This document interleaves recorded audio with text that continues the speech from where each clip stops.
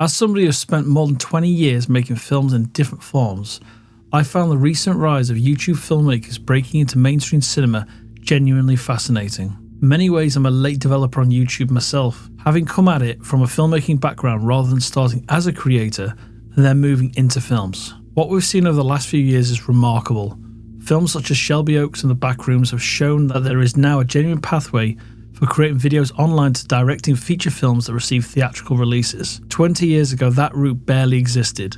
If you wanted to become a filmmaker, there was only a handful of accepted ways of doing it. Today, somebody can build an audience, develop their skills, and prove themselves online before ever stepping onto a professional set. And that's something I find incredibly encouraging.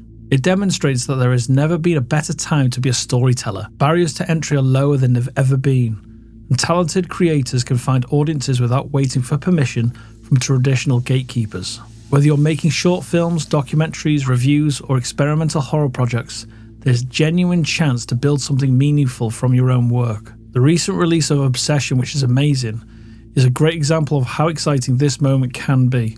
It's one of the most impressive breakout films of 2026 and demonstrates what can happen when a creator combines a strong concept with underlying cinematic storytelling. Watching films like that make me optimistic about where this generation of filmmakers might take cinema. Unfortunately, I didn't have the same reaction to the Backrooms. I went into the film with a lot of goodwill, I promise you.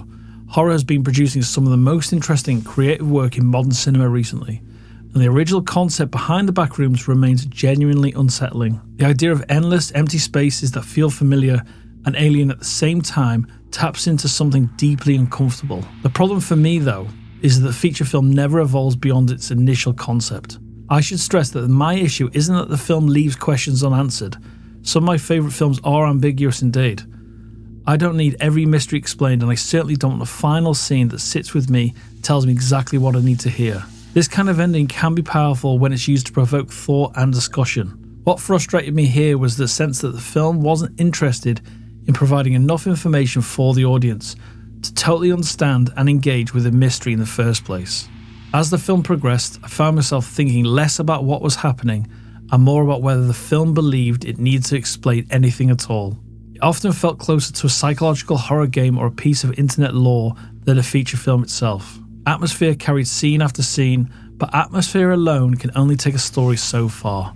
There is a difference between creating mystery and withholding substance, and for me the Backrooms spends too much time on the wrong side of that line. The frustrating thing is that the film's existence still represents something genuinely inspiring. Even though I didn't connect with the finished product, I really didn't. The fact that it exists at all should encourage aspiring filmmakers everywhere. It proves that a creator can take an idea that originates online and transform it into something theatrical and get it seen by millions of people around the world. That's an extraordinary achievement. Perhaps that's the most interesting thing about this moment in cinema. We're now seeing ideas that became viral online being given real opportunities that would have been unimaginable a generation ago.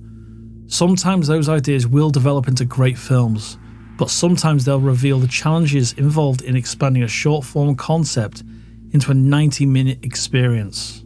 Either way, the landscape is changing. As somebody who loved cinema since childhood and has spent my entire life trying to understand how stories work on screen, I find that incredibly exciting.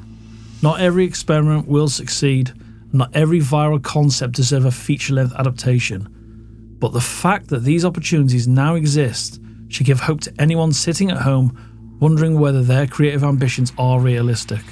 Because if the rise of YouTube filmmakers has taught us anything, it's that the distance between creating content and creating cinema has never been smaller.